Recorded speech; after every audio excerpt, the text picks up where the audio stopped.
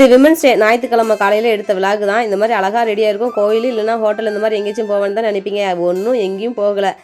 பக்கத்தில் வந்து ஒரு ஃபங்க்ஷனாக அதுக்காக ரெடியாக இருந்தேன். ஞாயிற்றுக்கிழமை அதுவும் பார்த்து சாரு காலையில் 6 மணிக்கே வேலைக்கு கிளம்பிட்டாங்களா.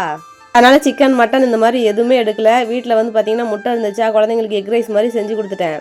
ஒரு சில பேத்துக்கு இந்த கலரை பார்த்தா கொஞ்சம் ஜிகின்னு பஞ்சு மிட்டாய் கலர் மாதிரி தெரியும். ஆனால் உண்மையாலுமே பஞ்சு மிட்டாய் கலர் தான். ஆனாலும் எனக்கு பிடிச்சிருந்துச்சு, அதனால் அதை கட்டிக்கிட்டேங்க.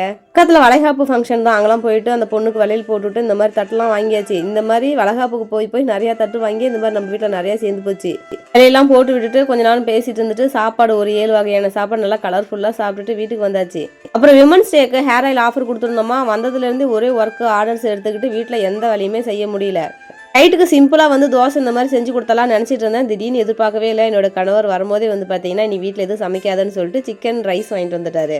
வாங்கிட்டு வந்தாரு. பிரியாணி வாங்கிட்டு வந்துடக்கூடாதான்னு தோணிட்டு இருந்துச்சு.